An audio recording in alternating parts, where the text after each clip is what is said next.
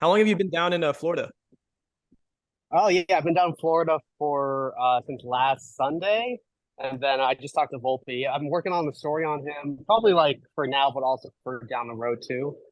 He's good. He's a really very nice kid. That's everything I've heard about him.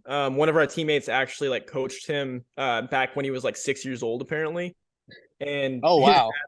yeah, like right on the Upper West Side at Baseball Center. And Oh yeah, because apparently he's his from New Jersey. yep. So that like he would just come to the city over the summer and work out there. But apparently like they would put him in front of the 75-mile-an-hour cage, like 35 feet away, and just like let him rip. He's 6 years old. Yeah, that's wild. So like everything it's insane, like genetic freak in that sense. But I'm just like it's crazy to watch him like kind of bloom into what he is now. Yeah, I think he's gonna be a good player. He hits the ball hard. I think he's got a surprising amount of pop for someone of his size. Um, and his hands at shortstop are really good. Like he's just always kind of his fundamentals are just like really, really sound. Uh, I'm excited to see. Like I'm a Red Sox fan.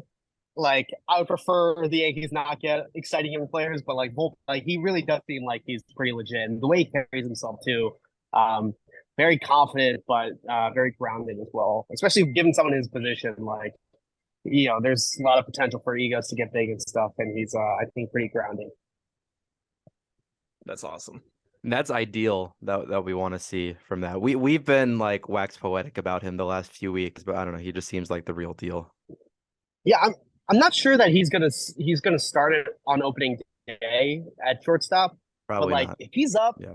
before the All-Star break, sometime in May, that wouldn't be the most surprising thing in the world because I just think that like if you consider where the Yankees are at, they're bringing back a lot of the same guys, unless Aaron Hicks and Josh Donaldson take this like enormously the big like X factor in terms of the potential for this team to actually get better upon where they were last season is shortstop, and I think Volpe offers the most potential there between him and Peraza and IKF. So, I mean, depending on where the team is, and on top of how he performs, like it could be a groundswell of kind of things happening for him to actually play shortstop on opening day.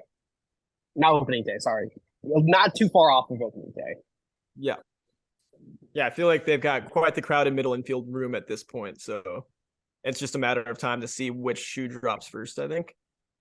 Yeah, and the Yankees have historically, I think, been so conservative in terms of building their prospects up. Like they don't need to be aggressive with Volpe on opening day to kind of push him to be there because you got enough in middle infielders to not have to put like the pressure of like starting him on opening day is almost unnecessary at this point.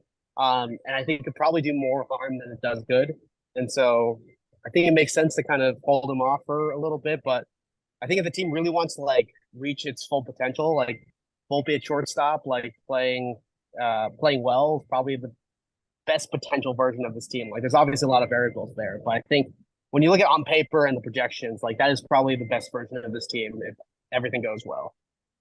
Yeah, absolutely. We talked about that yesterday, actually, like how Volpe's floor, if he were to come up right now, is probably still higher than not Peraza, but IKF's like ceiling at least, just as a shortstop in general. But I think that he's just such a versatile type of player. The way that he moves around the field, his body looks like very durable for a 162 game season. He could have a similar impact to that of like a Jeremy Pena if you're like looking at it like most recent. Yeah, I mean, I think that I think that that's a pretty good comparison. I think on top of that, they're also just playing him in a couple different positions just to give as much flexibility as possible because probably the best permutation of this team is like DJ at second base and Josh Donaldson like being healthy at third base, more so than Glaber at second. Although like we've seen with Glaber, like he can have really good seasons and obviously not very good seasons as well. And so like I think that like the second and third base spots, there's a lot of variation in the terms of potential results that this team could have. And I think how those two positions play out, and also just what the shortstop position looks like between Peraza or IKF at the beginning of the year. I think it'll shape the way that the Yankees kind of approach bringing Volpe up because I think it's easy to forget like IKF was pretty good a couple of years ago. Yeah. Like he was a 4-win player a couple of years ago, and like I think he was like the sabermetrics were better than I think his impact on the team was because he made a lot of big mistakes and big moments for the Yankees. Like this is a guy. There's a reason why the Yankees continuously throw praise at IPF, even to the point it annoys a lot of Yankee fans. Like fundamentally, from a mechanic standpoint, he's a very good, fundamentally sound fielder who has made a lot of mistakes and big moments for the Yankees. He has the potential to be a player who makes an impact on this team and is an above average major league shortstop. But that hasn't been the IKF that we've like seen in New York. And so like I think that there's just a lot of variables on the non first base side of the infield that will play a big role in kind of shaping the way that Volpe actually comes out. Yeah, that makes sense. You made a good point about the amount of variation with all the different positions, because I think, like you said, the Yankees have been really conservative with their approach on their positioning. And I think what they've been doing recently is trying to limit the low end of that variation as opposed to trying to maximize the positive potential. And I think like we've seen that from a bunch of like 90 to 100 win seasons. But then once we get into playoff scenarios, like, you know, IKF graded out really well defensively at third base. Like he won a Gold Glove in a COVID shortened year. And then, like you said, he was a 4-win player with Texas. But even like the sabermetrics are weird for defensive shortstops. Like some stats tell you he's great, some tell you that he's not so great. And I don't know, it just seems like Volpe and Peraza give that different dynamicism of what an athletic shortstop can be and like those game-changing kinds of plays. But I love IKF as like a complementary versatility piece on a team. I think he has a really strong work ethic. Like his bat to ball skills as a potential pinch hitter, as someone who plays 100 to 120 games, is still really solid. But yeah, I prefer one of the young kids. Yeah, I think you just maximize this team's ceiling when you're playing Peraza or Volpe. Like I think the floor is maybe kind of similar, maybe slightly lower with Peraza at shortstop, but like the dynamic there at shortstop particularly, like if Peraza like isn't as good offensively as you would like, and he's very, very good defensively, and you feel like you can get more out of that position, that's when you bring Volpe up. And so I think having IKF as just like a fall safe is like a very good place for this Yankee team to be, because you know, as much as criticism as he gets, like a lot of teams would take IKF as their starting shortstop.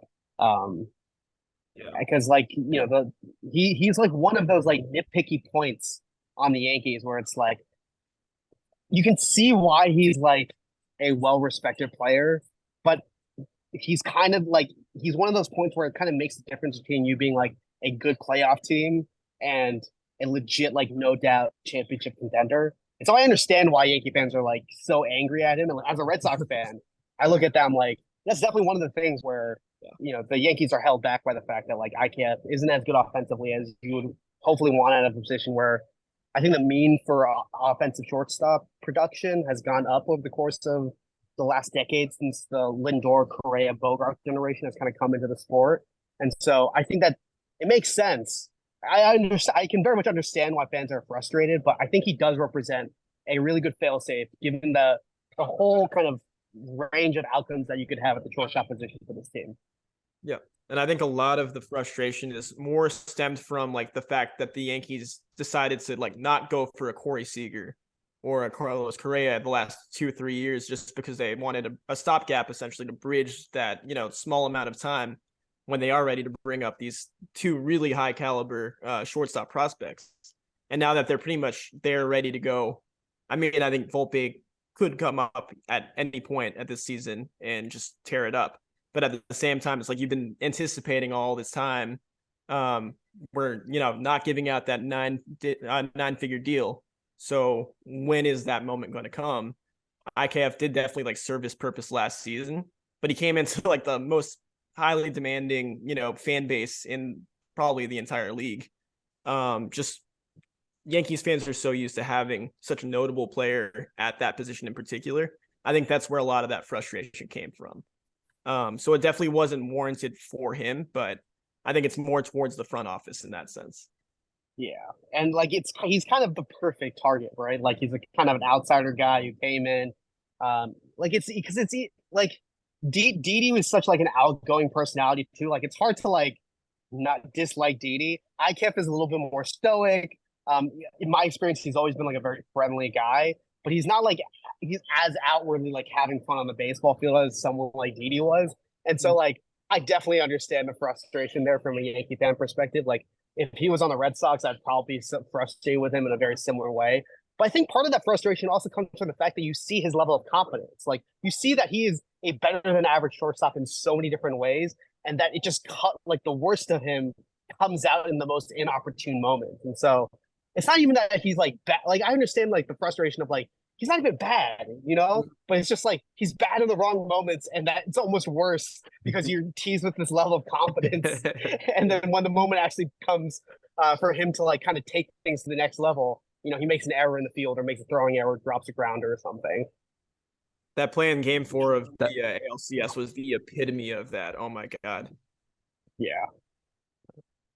That reminded me of a quote. I forget. It was some MLB player said it about Joey Gallo, like how people critique, Gallo not being able to break the shift or alter his approach at the plate.